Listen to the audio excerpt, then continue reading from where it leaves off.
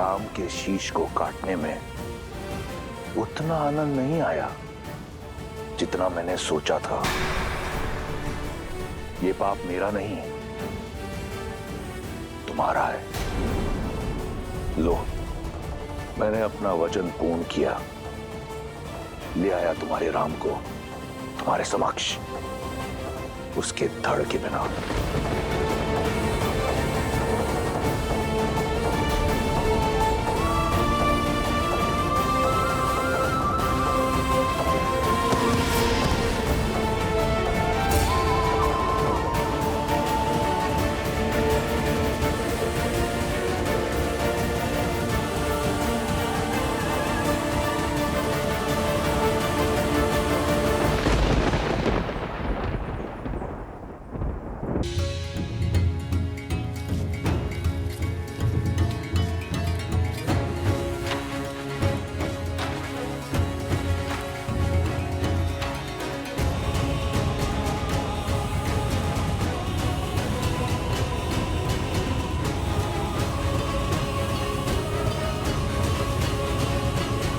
अंततः हम लंका पहुंच गए। जय श्री राम, जय श्री राम। अब आज्ञा दीजिए भैया, इस पापी नगरी को ध्वस्त करने के लिए अब और प्रतीक्षा नहीं कर पा रहा हूं मैं।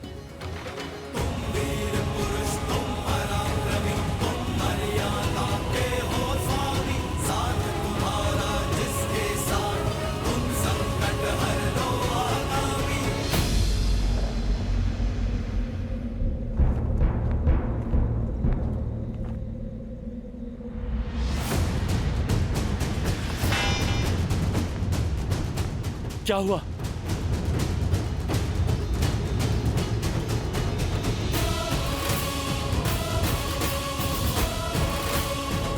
ये कोई छोटी मोटी टुकड़ी नहीं, बहुत बड़ी सेना है। असंभव। 100 योजन पार करके ये कैसे आ गए? अब क्या करें? करना क्या है? महाराज को सूचना देनी होगी।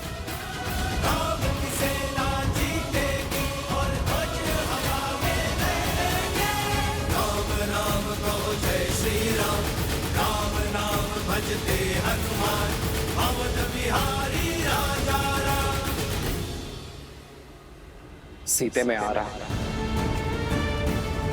विवाह में दिया वचन निभाने, तुम्हारे अटूट प्रेम की आशा पूरी करने और लंका का मर्दन कर रावण को तुम्हारे हरण का दंड देने।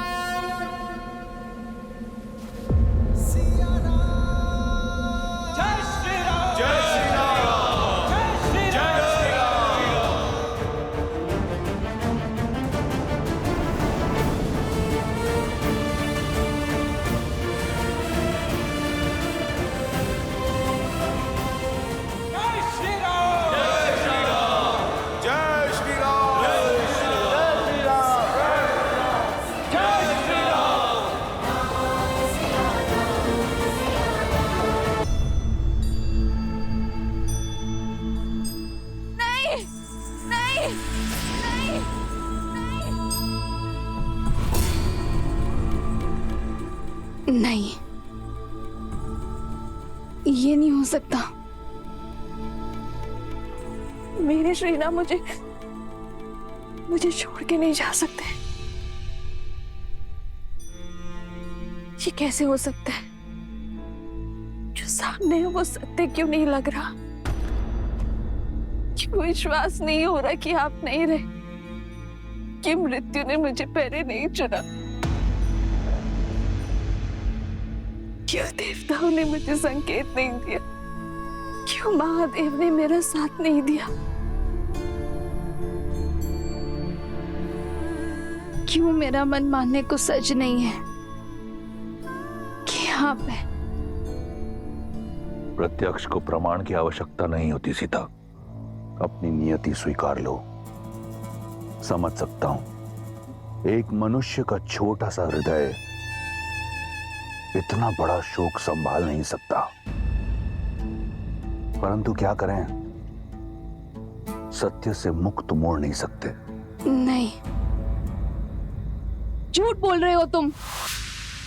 जब तक मेरे श्री राम के हाथ में धनुष है, काल भी उन्हें छू नहीं सकता। ये सत्य नहीं है, ये सत्य नहीं, ये सत्य नहीं है। तुम्हारे बंदी पिता झूठे, राम का कटा हुआ शीश झूठा, परंतु क्या यह भी झूठ है?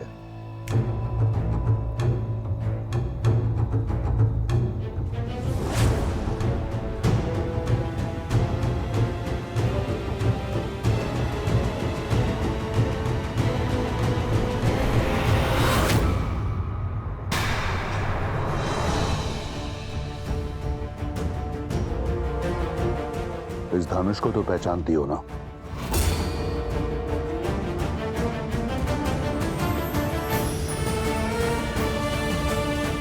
ये तुम्हारे वनवासी का टूटा हुआ धनुष है, जिसके रहते तुमने कहा काल भी उसे छू नहीं सकता था। उसका शीश काटने से पहले ये धनुष काटा गया। नहीं! तुम्हारे ना मानने से सत्य नहीं बदलेगा सीता।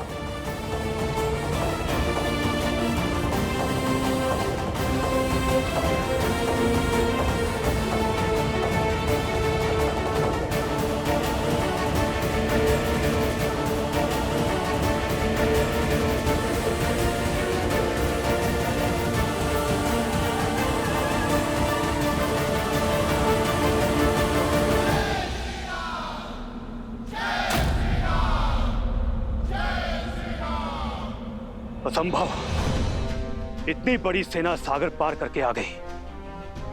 लंका संकट में है। लंकेश को बताना होगा। जाओ।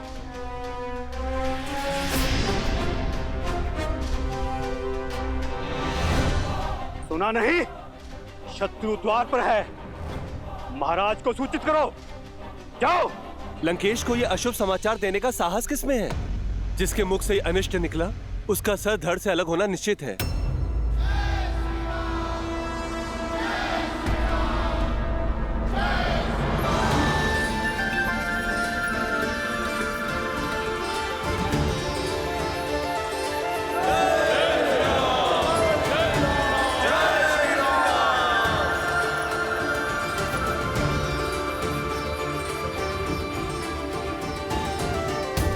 उस चोटी से हम संपूर्ण लंका को देख पाएंगे।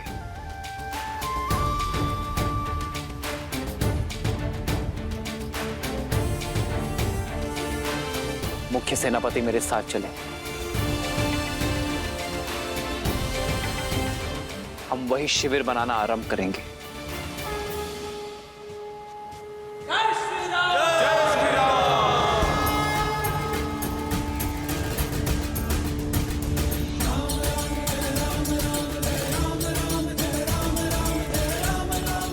सवाल क्या लक्ष्मण? जी भैया।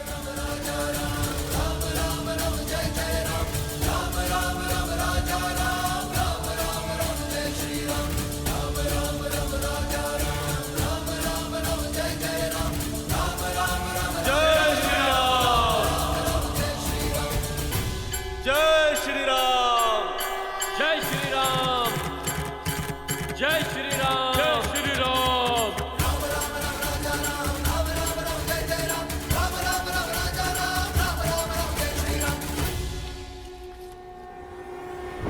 महाराज कदाचित दया करते हैं, और तुम इसी क्षण उनके पास सूचना लेकर नहीं गए तो तुम्हारा सर धड़ से मैं अलग करूंगा।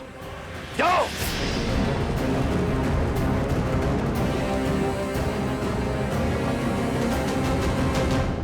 ज्ञानी व्यक्ति वो होता है जो दुख के बादलों के बीच छुपी आशा की किरण को पहचान लेता है।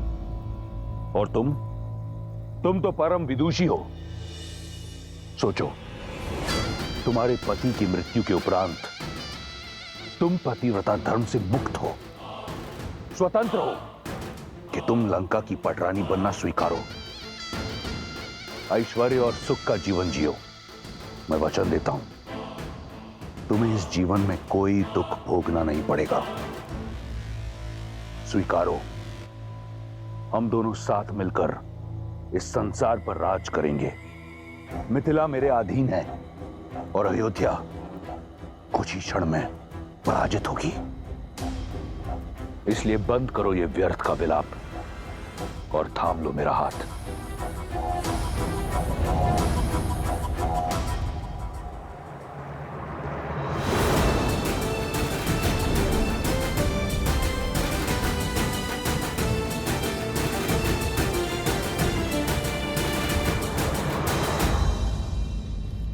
महाराज, महाराज, अभय दान। राम और उसकी सेना लंका तट तक पहुंच चुके हैं।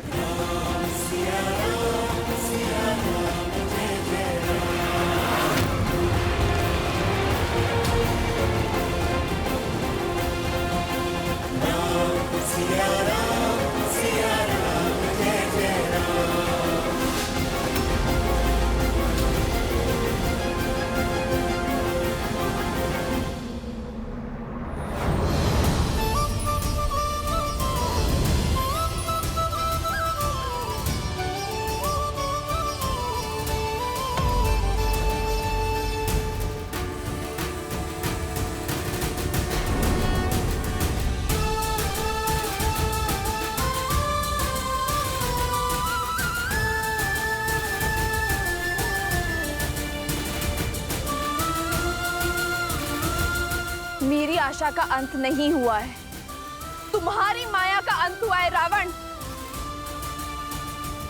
आशा ने मेरा हाथ नहीं छोड़ा है, काल ने तुम्हारा पांव पकड़ लिया है और अब मुझे किसी आशा की आवश्यकता नहीं है, क्योंकि मेरे श्री राम आ गए हैं, क्योंकि मेरे श्री राम आ गए हैं। राम आया है परंतु लौट नहीं पाएगा। आज जैसे मेरी माया का अंत हुआ है, उसी प्रकार तुम्हारी आंखों के समक्ष तुम्हारे राम के प्राण हरूंगा मैं। राम लंका की ओर नहीं, अपनी मृत्यु की ओर अग्रसर हुआ है।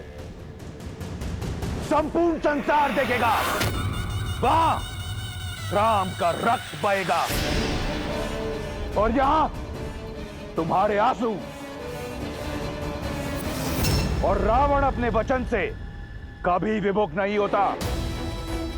कहां है राम? मैं भी तो देखूं।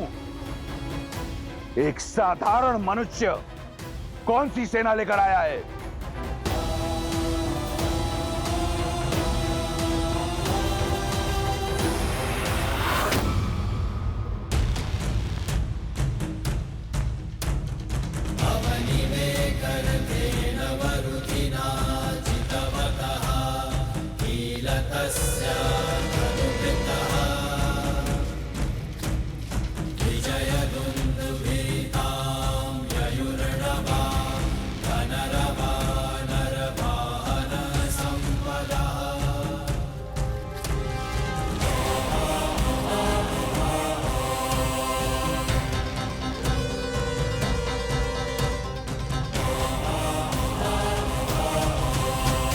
राम यहां आया नहीं, लाया गया है। मेरे विश्वासघाती भाई द्वारा।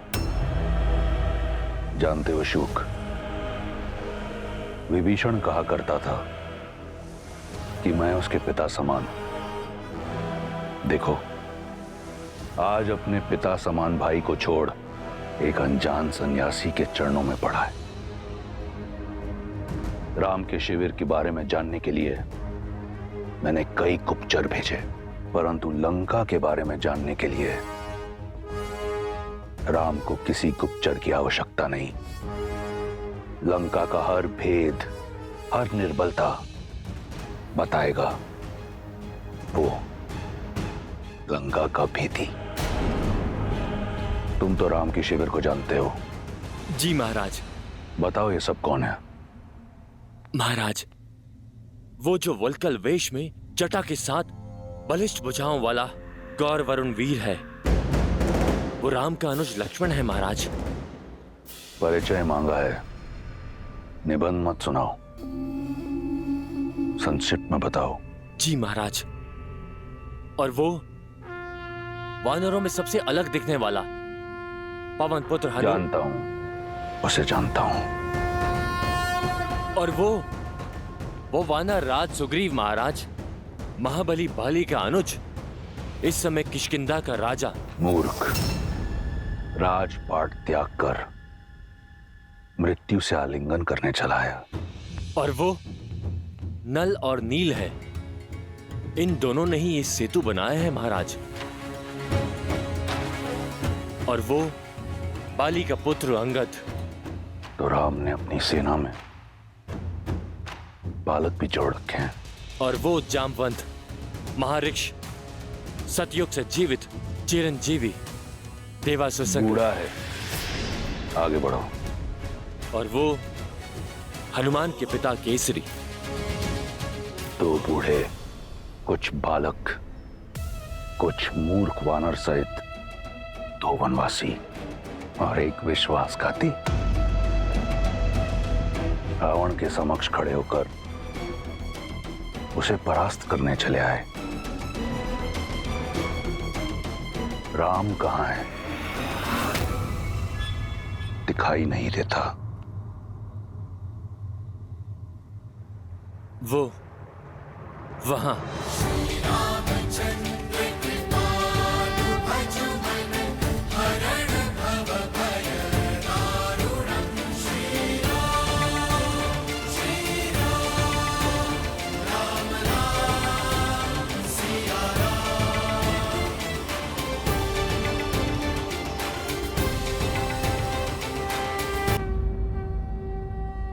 वो रहे श्री राम। केवल राम। आज मेरा मन नहीं है रक्त बहाने का, अन्यथा तुम्हारे प्राण हर लेता। ये तुम्हारी अंतिम चेतावनी है शुक। लंका में तुम्हारा स्वागत है राम।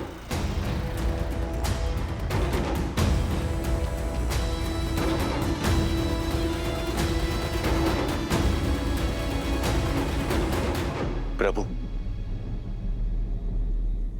वो है मेरे भैया लंकापति दशानन रावण।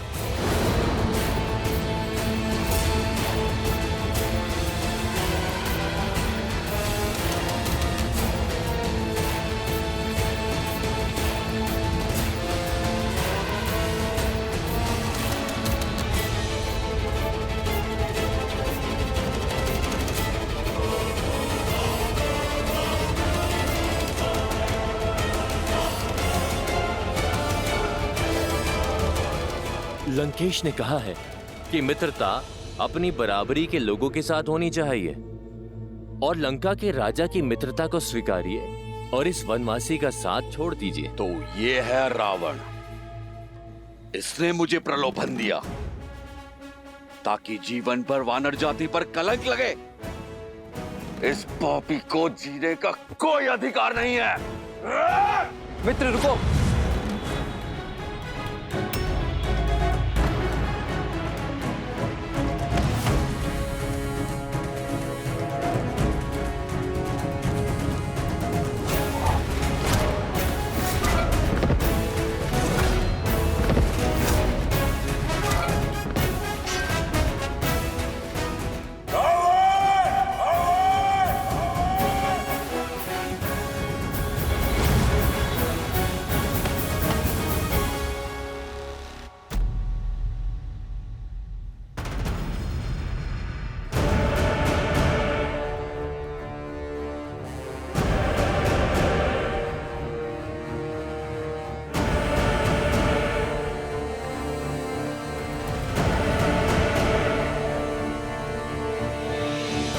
सत्य में वानर ही हो, बिना निमंत्रण कहीं भी पहुंचने का अभ्यास है तुम्हारी जाति को।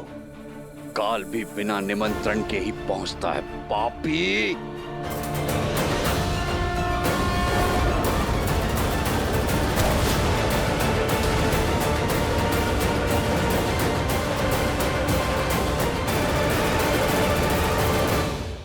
लगता है की नियति चाहती है कि आज रक्त बहे। मरण आया प्रहार। सुग्रीव हूं मैं, उस महाबली बाली का भाई, जिसने तुम्हें 6 महीने तक अपनी बगल में दबा के रखा हुआ था। मैं तुमसे खेलूंगा नहीं, तेरे घृणित खेल का अंत करूंगा।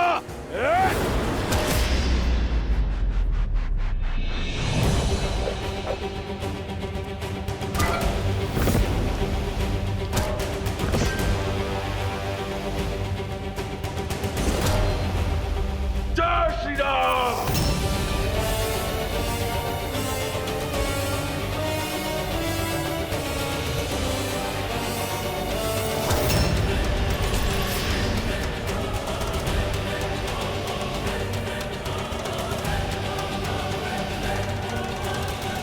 तुमने अपना परिचय दे दिया वानर, अब मेरा परिचय जानो।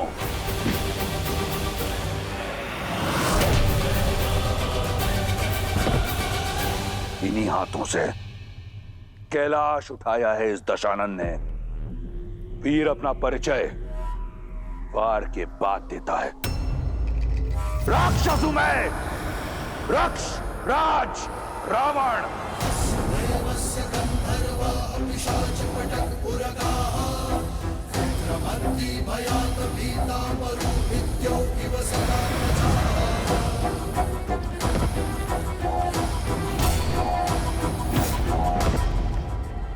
तुम भाली के ही भाई हो ना?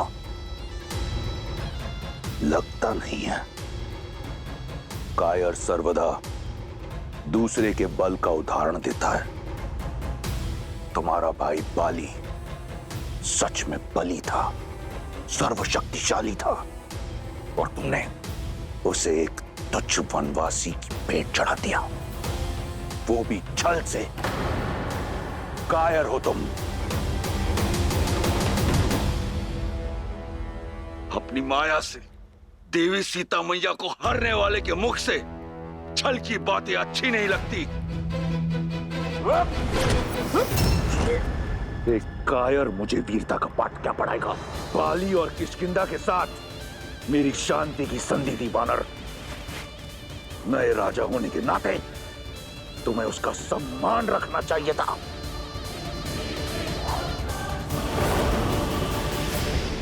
जो राक्षस नारी का सम्मान ना करे, उसका कैसा सम्मान? आज श्री राम का ऋण उतार दूंगा। ऋण तो मैं उठाऊंगा, बाली की मित्रता का। ये राक्षस तुम्हारा और तुम्हारे राम का नाश करेगा। स्वर्ग जैसी तुम्हारी किष्किंधा को नरक बना देगा, स्मशान बना देगा, और सीता की भांति रूमा मेरी होगी। रक्ष विवाह करूंगा उससे।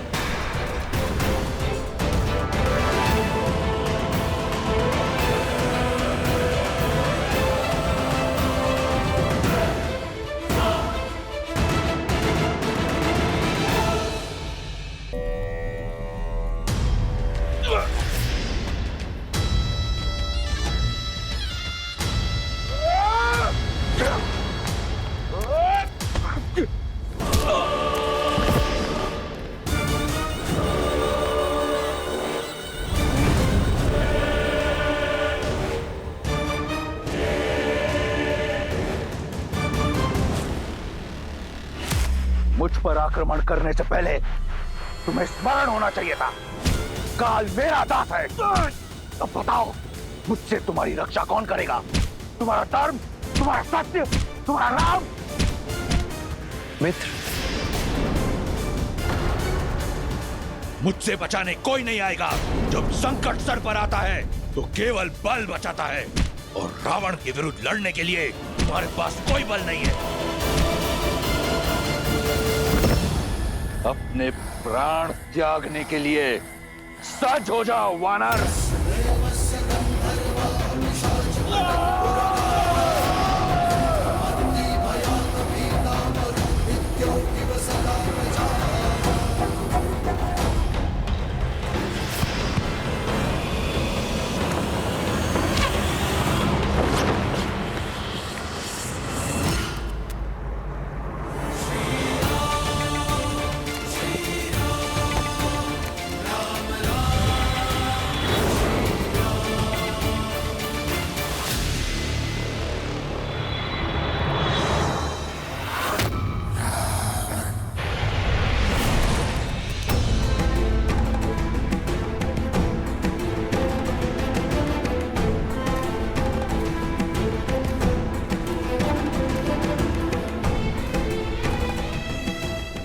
आप एक राजा हैं मित्र, और एक राजा को अति उत्साहित नहीं होना चाहिए।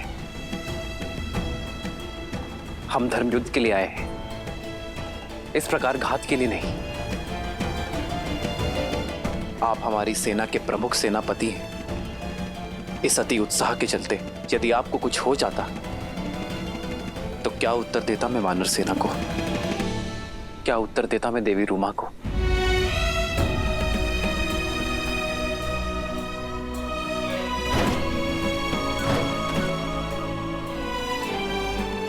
मुझसे भूल हो गई प्रभु। आवेश में आकर बहुत बड़ी भूल कर बैठा। आप जिस सेना को लेकर साथ चले, मैं उसी सेना को पीछे छोड़ रावण से अकेला युद्ध करने चला गया। क्षमा कर। उठो मित्र।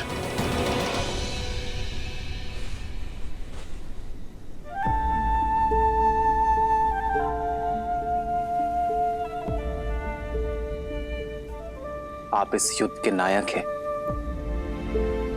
इस महासेना के राजा हैं, और एक नायक का कर्तव्य होता है कि वो सबको अपने साथ लेकर चले, अपने नियमों का पालन करें। केवल इस क्षण का नहीं, आने वाले कल का भी सोचे। भावनाओं में बहकर भविष्य की सूझ खो बैठा था मैं। रावण पर अचानक आक्रमण करने का दुस्साहस अनुचित है मित्र, किंतु अपनी भूल को स्वीकारने का प्रयास प्रशंसनीय है। अपनी साहस का परिचय तो आपने दे दिया, अब अपनी सामर्थ्य का परिचय दीजिए। शत्रु के द्वार पर हम खड़े हैं, अपनी वानर सेना का मार्गदर्शन कीजिए मित्र। उनके लिए एक उदाहरण सिद्ध कीजिए, और इस युद्ध में मेरे सहायक बनिए। इतनी बड़ी भूल को भूलकर मुझको अब इतना बड़ा दायित्व सौंप रहे हैं।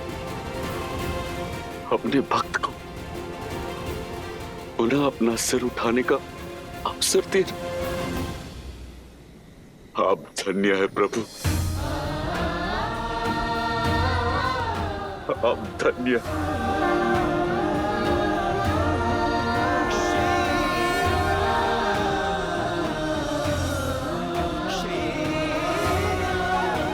जय श्री राम। जय श्री राम। जय श्री राम। जय श्री राम।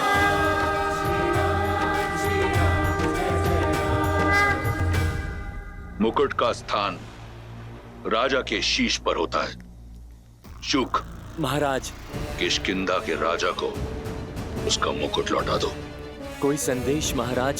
प्रहार के उपरांत ना कोई संधि ना संदेश।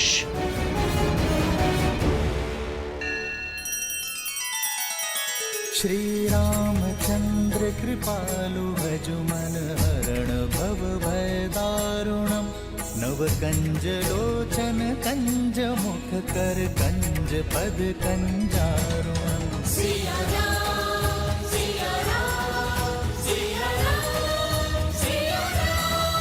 आदर्श और मर्यादा की है ये कथा महापावनम। काट मद श्री से मिला दे श्रीमद रामायणम। श्रीमद रामायणम।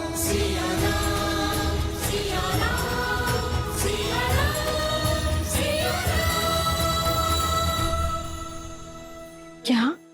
हाँ, सुग्रीव नाम था उसका। दशानन पर भारी पड़ गया था। पूरी लंका चिंतित है। समय है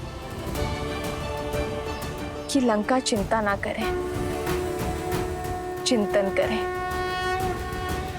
सोचो, जिस सेना के एक वानर ने लंकेश के मस्तक पर बल डाल दिया था, तो जब उस सेना के नायक स्वयं रावण के सामने आएंगे तो वो क्या करेंगे, तब क्या होगा? कल प्रातःकाल दशानन ने विशेष सभा बुलाई है। मैं वहां जाकर पूरी सूचना लेकर आऊंगी। किंतु सीता, राम क्या करेंगे? जिस लंका को, लंकेश को आज तक कोई नहीं जीत पाया है, वो कैसे जीतेंगे? जिन्होंने सागर को स्वयं मार्ग देने पर विवश कर दिया, जिन्होंने वानरों को योद्धा बना दिया, उनके लिए कुछ भी असंभव नहीं है त्रिजटा। और अब वो कुछ ऐसा करेंगे जो किसी ने कभी नहीं सोचा होगा। प्रभु, आपकी योजना अति उत्तम। आपका साथ और लंका के भीतर की सूचना ना होती तो ये योजना कभी संभव नहीं हो पाती। अब सभी नायक ध्यान से सुनिए। रावण को लगता है कि लंका का चारों ओर सागर से घिरे रहना उसका सबसे बड़ा बल है और हम उसके इसी बल को उसकी दुर्बलता बना देंगे। लंका में प्रवेश करने के 4 मुख्य द्वार हैं। पूर्व द्वार, पश्चिम द्वार, उत्तर द्वार और दक्षिण द्वार। हम लंका तक जाने वाली हर खाद्य और युद्ध सामग्री का मार्ग बंद कर देंगे। लंका का पूर्ण घेराव होगा। ना कोई बाहर से आ पाएगा और ना ही कोई भीतर से बाहर जा पाएगा। इसके हमें 2 लाभ होंगे। पहला, लंका दिन प्रतिदिन दुर्बल होगी और दूसरा, लंका की सेना का मनोबल गिरता जाएगा। प्रभु, कौन सा सेनापति कौन से द्वार पर होगा? पहले वानर सेना को लंका का घेराव करने दीजिए। हम फिर निर्णय लेंगे कि कौन सा सेनापति किस द्वार को संभालेगा। सर्वप्रथम दक्षिण द्वार का घेराव किया जाएगा क्योंकि वहां सबसे कम सुरक्षा है। फिर सेना की एक टुकड़ी पश्चिम द्वार पर जाएगी और बिना समय नष्ट किए सेना की एक टुकड़ी पूर्व द्वार पर जाएगी। उत्तर द्वार की स्थिति सबसे महत्वपूर्ण है और सबसे संवेदनशील भी। यदि वहां से वार हुआ तो हमारी सेना और शिविर दोनों आहत होंगे। इसलिए इसका पहरा सबसे अधिक होना चाहिए। वहां मैं अपना सबसे सर्वश्रेष्ठ नायक भेजूंगा। हम लंका का घेराव करके निश्चिंत नहीं हो सकते। हमारा यह दाव देखकर रावण और उसकी सेना चुप नहीं बैठेगी। इसलिए हमें हर अनिष्ट के लिए सज्ज रहना होगा।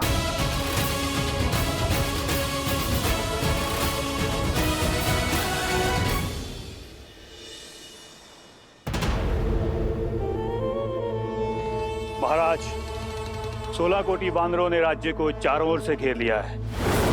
सभी द्वार उनके आधिपत्य में है। स्थिति बड़ी ही विकट है महाराज। मार्गदर्शन कीजिए कि इस स्थिति से कैसे निपटा जाए। स्थिति बिल्कुल सामान्य है प्रहस्त, और मार्ग सरल। हमें राम का वध करना है। इस संसार के समक्ष एक उदाहरण प्रस्तुत करना है रावण के बल का। उसकी सेना का संहार कुछ इस प्रकार भयावह होना चाहिए कि यह संपूर्ण संसार राक्षस नाम से थर थर कांपे। आने वाले सहस्त्रों वर्ष तक लंका पर आक्रमण करने का साहस किसी में ना हो। सिद्ध करना है हमें कि महादेव के इस भक्त लंकेश दशानन रावण के समक्ष कोई टिक नहीं सकता। फिर चाहे वो नर हो या स्वयं नारायण।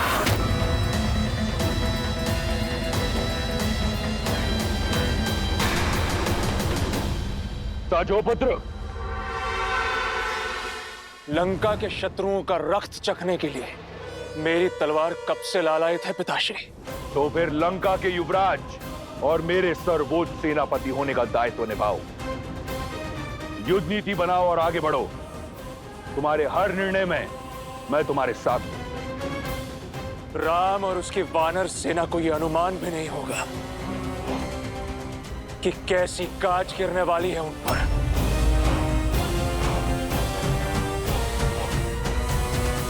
अब विलंब कैसा भैया, चलिए इस लंका पर आक्रमण करते हैं। लक्ष्मण भैया ठीक कह रहे हैं प्रभु। शत्रु को सज्ज होने का अवसर क्यों देना? हमें शीघ्र ही अपनी विजय पताका लहरा देनी चाहिए। क्योंकि यह धर्म युद्ध है हनुमान, और धर्म सबको अवसर देता है, रावण को भी। और ये अवसर अंतिम होगा। परंतु क्यों भैया? क्योंकि केवल रावण या उसकी सेना दांव पर नहीं, सैनिकों का परिवार और उनका भविष्य दांव पर है। सबसे श्रेष्ठ युद्ध वही है जो लड़ा ना जाए, और सबसे अच्छी युद्ध नीति युद्ध को टाला जाए। तो शांति प्रस्ताव भेजने की तैयारी की जाए।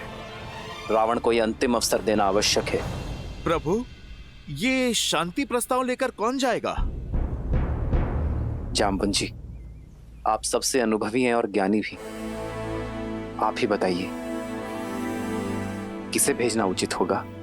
प्रभु, लक्ष्मण जी के क्रोध से हम सब परिचित हैं। वहां राक्षसों ने कुछ भी ऊंच नीच कर दी और लक्ष्मण जी अपना धैर्य खो बैठे तो आपका मांतव्य असफल हो जाएगा। और हनुमान तो पहले ही लंका के भक्षक और लंकेश के शत्रु बन चुके हैं। उन्हें भेजना अवसर नहीं, चुनौती का संदेश देना होगा। और वानर राज सुग्रीव ने कल जो किया, उसके पश्चात रावण और उनके बीच वार्ता का कोई स्थान शेष नहीं बचा है। नल और नील सेतु बनाने में चतुरता रखते हैं, किंतु वात कला में उतने प्रवीण नहीं। हमें कोई ऐसा चाहिए जो न्याय प्रिय हो और शांति प्रिय भी, जो शक्तिमान हो और बुद्धिमान भी, जिसके पास वाक चातुर्य हो और बाहुबल भी, जो व्यवहार में संतुलित हो, जो एक राजा से बात करने के योग्य पद पर भावी राजा।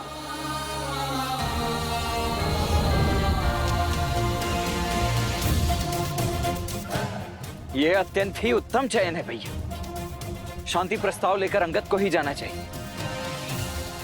अवश्य प्रभु, अंगद मेरा शिष्य है, उसकी योग्यता पर मुझे पूर्ण विश्वास है। अंगद? प्रभु, मैं सेना में सबसे छोटा और इतना बड़ा उत्तरदायित्व मुझ पर। यह भी आवश्यक है अंगद। शत्रु को ज्ञात होना चाहिए कि इस सेना का सबसे युवा सदस्य भी बुद्धि, शक्ति और नीति में कितना प्रबल है।